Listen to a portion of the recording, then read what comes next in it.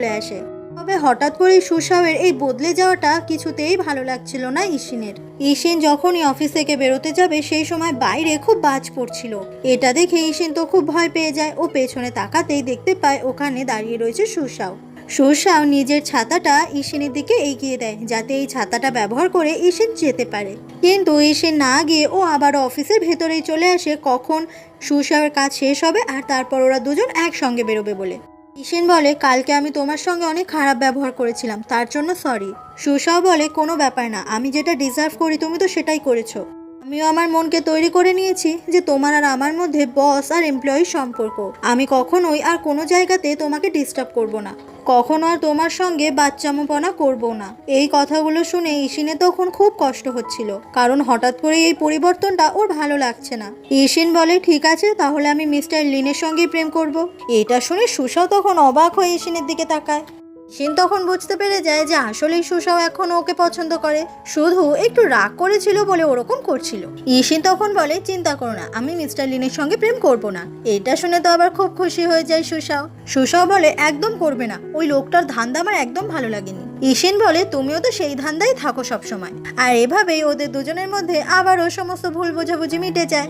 এরপর বৃষ্টি থেমে গেলে ওরা দুজনে একসঙ্গে বেরোয়, আর ঠিক সেই সময় ওদের সামনে চলে আসে লু, যাকে দেখে ইশিন তো একদম অবাক হয়ে যায়। সুসাও তখন বুঝতে পারে এটাই তো সেই এক্স বয়ফ্রেন্ড লু।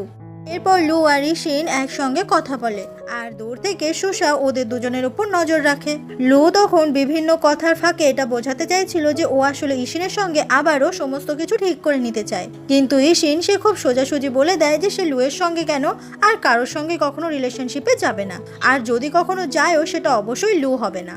লু তখন সরি বলে 3 বছর আগে ওইভাবে পালিয়ে যাওয়ার জন্য, আর এটাও বলে যে 3 বছর আগে বিয়ের দিন হঠাৎ করে একটা প্রজেক্ট থেকে ওর কল আসে, ওই প্রজেক্টটা ও যদি সেদিন না করতে পারতো তাহলে ও সারা জীবনে আর কখনোই সেই সুযোগটা পেত না। তাই জন্যই সেদিন ওকে ব্যাংককে চলে যেতে হয়েছিল, আর সেই জন্যই ও বিয়েটা করতে পারেনি। কিন্তু ইশিন এই কোনো কিছুই আর শুনতে চায় না, মানতেও চায় না, কারণ যে সম্পর্কটা 3 বছর আগে শেষ হয়ে গেছে সেটার আর কোনো মূল্য নেই ইশিনের কাছে। কথাগুলো বলে ইশিন যখনই ওখান থেকে চলে যায়, লু ওর হাত ধরে টানে আর ওকে জড়িয়ে ধরে বলে, প্লিজ তুমি আমার কাছে ফিরে এসো, 3 বছর আগে আমি যা করেছি ভুল করেছি। তখনই ওখানে সুসাও চলে আসে আর ইশিনকে বাঁচিয়ে নেয়। লু বলে, এবার বুঝতে পেরেছি কেন তুমি আমাকে তোমার জীবনে অ্যাকসেপ্ট করছো না, সেটা এই ছেলেটার জন্য, তাই না? ইশিন বলে, সেটা তোমাকে জানতেও হবে না, কারণ এটা আমার পার্সোনাল ব্যাপার। কথাটা বলে ইশিন আর সুসাও ওখান থেকে চলে যায়। সুসাও তারপর ইশিনকে ট্যাক্সি করে বাড়ির দিকেই নিয়ে আসছিল। ইশিনের খুব মন খারাপ ছিল বলে ও সুসাওয়ের কাঁধে মাথা রেখে চোখ বন্ধ করে ঘুমিয়ে যায়। এইভাবেই ওরা দুজন মিলে ইশিনের